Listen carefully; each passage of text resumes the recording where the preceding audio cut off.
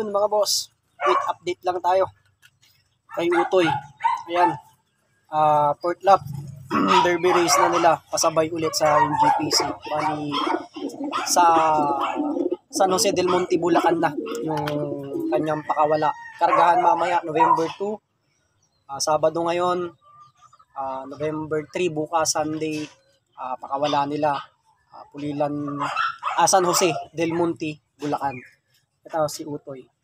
Bali first time na nilaro sa club at sa malayuan.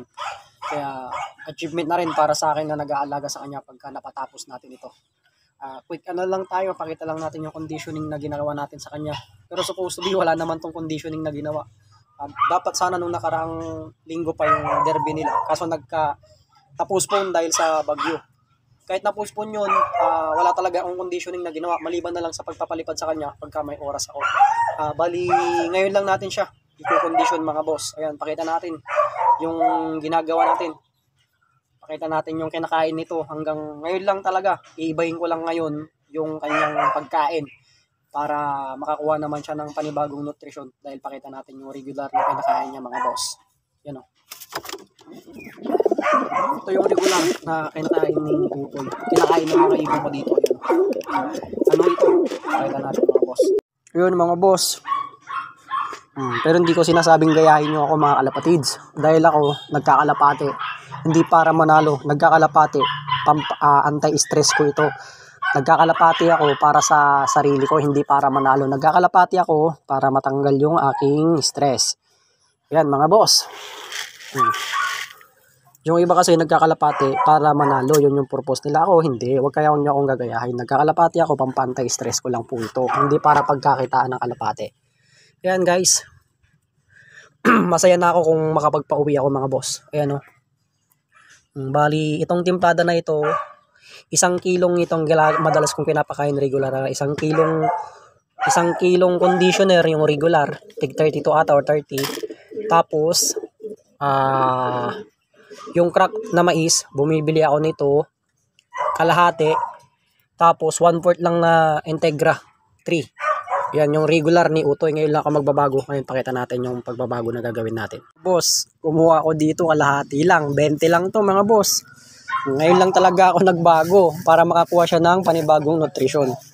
Ito yung bibigay ko sa kanya ngayon. 9 AM na. Hindi pa ako nagpapakain kay Utoy kasi medyo maselan sa pagkain to. Kaya gugutumin ko muna. Kumbaga para mamaya meron siyang gasolinang karga-karga kapag kinarga ko na siya. Ito yun. Ito yung bibigay ko sa kanya ngayon. After nyan, pagka kumain na siya hapon, ito naman yung multivitamins, 2. Anti-stress din yan, papainom natin sa kanya. Tapos, yung pagkain ni Utoy, lalagyan natin to yung mga bato-bato. Hahalo din natin, pipiliin niya. Mamayang alas 10 ako magpapakain pero konti lang. Tapos mga bandang alas 3, tsaka ako magbibigay na ng marami para kainin niya na kung anong gusto niyang kainin. Tapos ito yung red na pulang parang lupa na pula. Ihahalo ko yan sa kanya. After nyan, itong organic naman na ito, high protein yan, 85% high protein. Ihahalo natin dito pero for sure hindi niya yan kakainin pagka ihahalo natin at hindi sigurado kung makakain niya talaga. Ang gagawin natin dyan, gagawin nating tubig yan. Isi-syringe natin, papasukan natin ng syringe. Ito yung syringe na gagamitin ko mamaya. Ayan, si-syringe natin, pandagdag high protein. Kasi malayo na yung lipad ni Utoy. Gagawin nating tubig yan. Papainom sa kanya, si-syringe natin. After that, syempre, magpapakain tayo sa kanya ng high protein dog food. Ayan. Susubo din natin yan mamaya. 2, 4, 5. Bali 8 yung isusubo ko sa kanya. Yan o.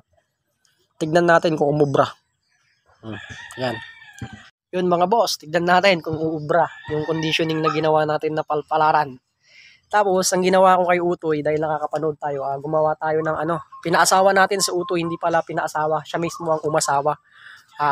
Para na rin niya. Anong tawag dito? Basta, yun na yun. Motivation yung ginawa natin. Pinaasawa natin, naglagay tayo ng yung itlugan. Pero siya mismo umasawa dyan. Ayan.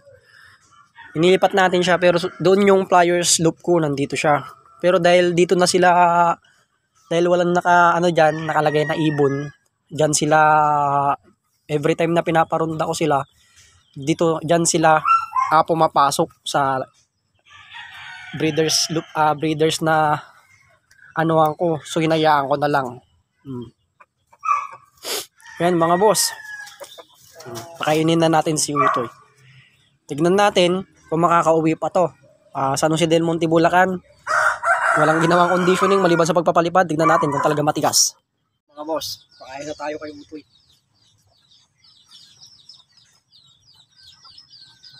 Tire mix. Yung binili ko kanina. Kunti lang.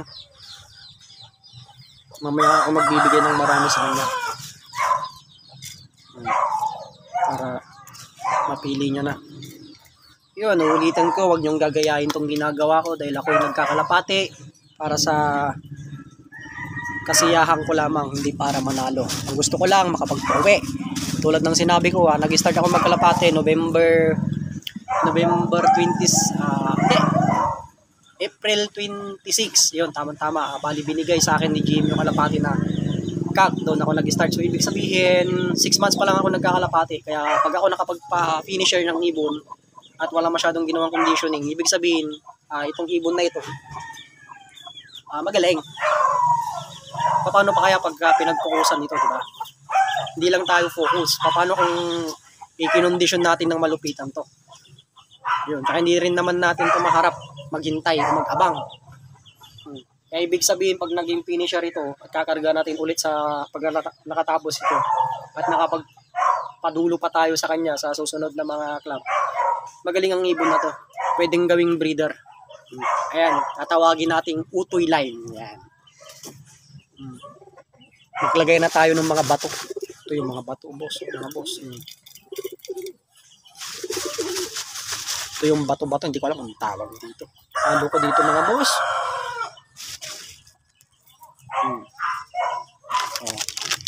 Saka yung pula. Parang pulang lupa ito eh. Halo ko din dito.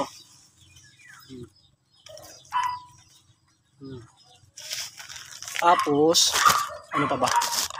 Dog food. Subo tayo kay Utoy ngayon. Tsaka isang, ito munang high protein na, ano to? Ano siya? Powder mga boss. Mamaya na natin i-syringe. Ayan, mga kumapit. Yun mga boss. Nalo na natin dito. Yun, mamaya na natin i-syringe. Tapos yan, pakain tayo ng multivitamins na isa kay Utoy. Ngayon lang. Mamaya na ulit yung isa. Pagkakargahan na, kakarga natin. Mamaya alas 4. Pakain natin yung isa. Pakain na rin tayo ng 2 pirasong dog food. Dagdag sa protina. Yun. Yun, okay na yan mga boss. Wala na rin palipad-palipad kay Utoy ngayon. Yun, okay na. Thank you. Pagka hindi ako nakapag-update bukas o nakapag-post, ibig sabihin na wala na si Utoy. Yan. Thank you mga boss.